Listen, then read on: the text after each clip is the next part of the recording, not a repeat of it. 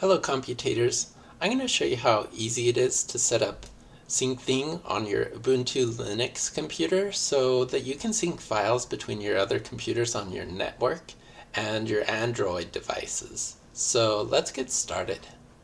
We're going to go to computate.org, and this is a Ubuntu Linux computer. So we'll go to the Syncthing cluster.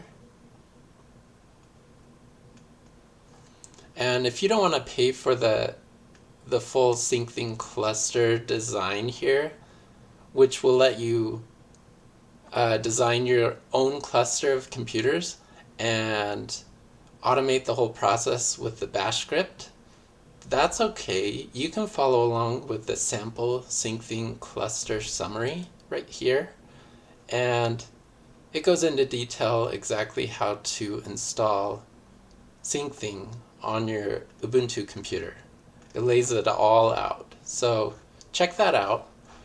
But we're going to log into my account.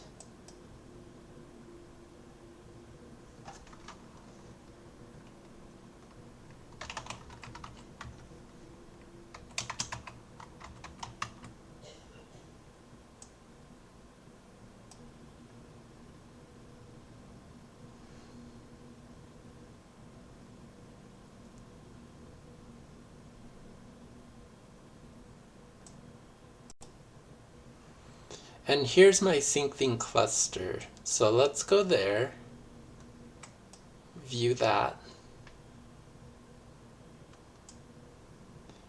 And we've already defined our Windows computer there. Now we're going to continue here, and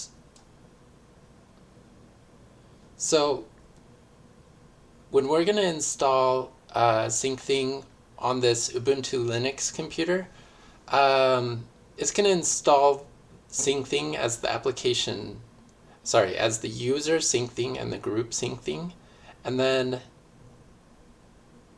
it's going to install, it's going to run the application as this user, and we're going to change it here because I have a user by default whose name is local. And I want to use that user instead for my Linux computers. And then we're gonna create a group called Syncthing-user, which is shared by all the users on the computer. If any other user wants to install Syncthing, we can set all the servers so that they use the same group. Okay, so we're going to add a new Syncthing computer. And it should appear right here. So first thing, we're going to take this and change the default CentOS to Ubuntu 1604 desktop, 64-bit.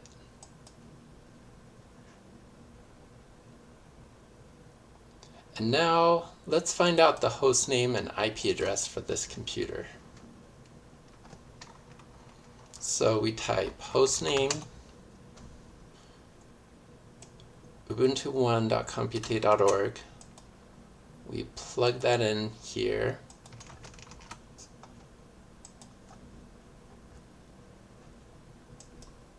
And grab the IP address with IP space adder. And we find that here, 192.168.122.42/24. So we can paste that in right here.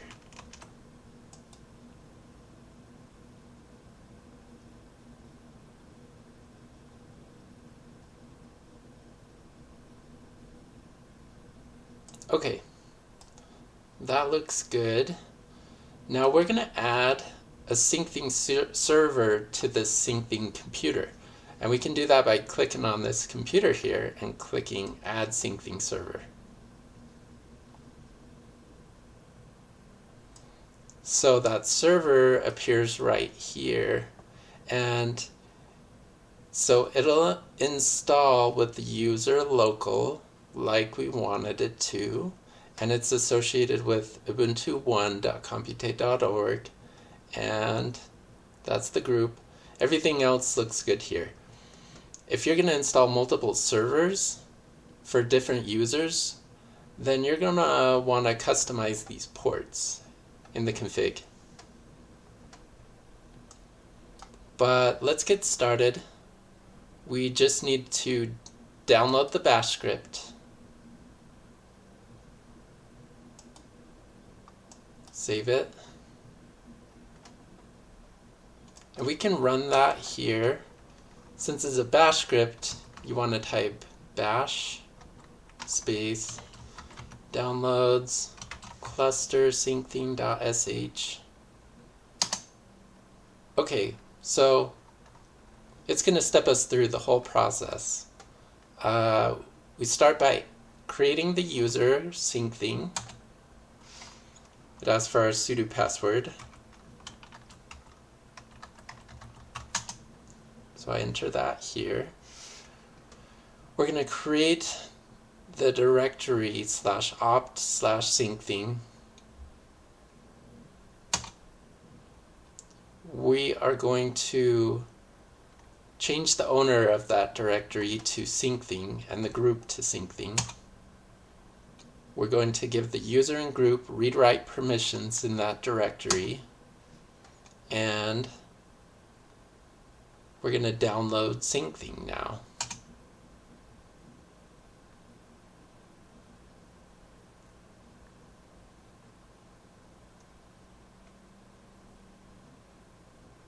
Okay, that downloaded. Now we need to extract it into the /opt/syncthing directory. And it comes with this long directory here. We're going to get rid of that directory by moving the files and removing that directory. Okay, now we wanted to create this group Syncthing-user. So we're going to do that here. We're going to add our local user to that group. So we do that. Here we create the service that's going to run Syncthing with that user and that group.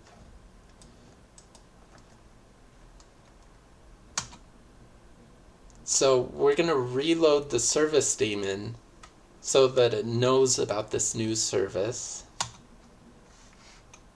We enable it so that the service starts up when the computer boots, and we restart the service. Now we check if that was successful. It's active and running, so that's good. We hit Q to get out of there. And this command will open the browser to our Syncthing server.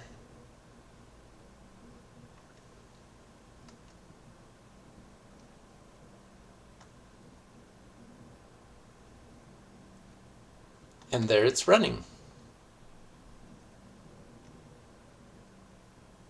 Now, we are going to connect our Ubuntu computer to our Windows computer that we created in the last video. So sometimes it takes a moment to transfer over the web, but these two computers are going to find each other. So our Ubuntu machine has an ID that starts with ER5. So if we go to our Windows computer and add remote device,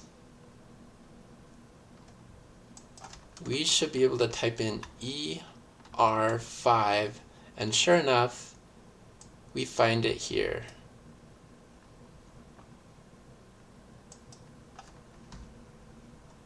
So we add a device name. We'll do the host name, which is ubuntu1.computate.org.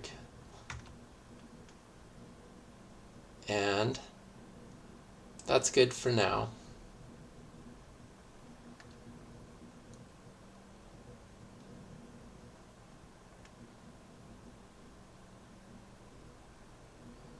Now we can set up a directory to sync.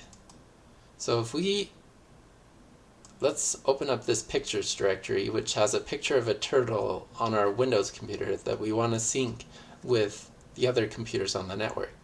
So let's grab the full path in C:users, i.e. user, my pictures. We click in there and copy our path and go and add a folder.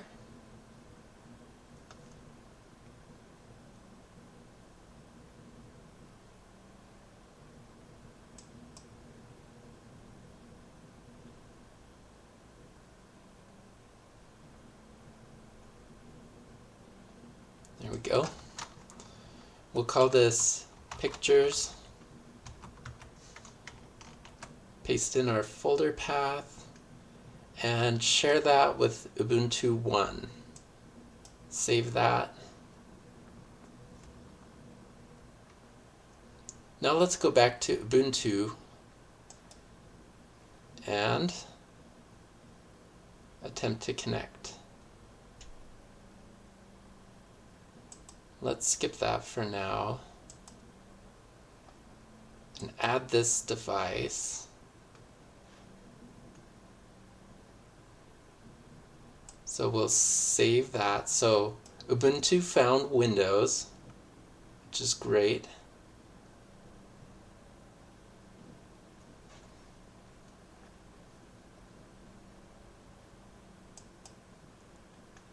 And if we're patient, we should see it share the pictures directory too. There it is. So we add this and we give it a path. Now here on Ubuntu, we also have a pictures directory, and it has a picture of a cat. So we can grab that path by hitting Control-L, and it gives us the path there that we copy and paste.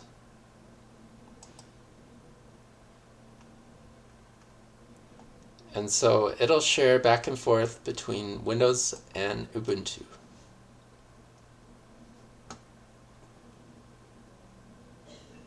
Okay, now we can wait and see,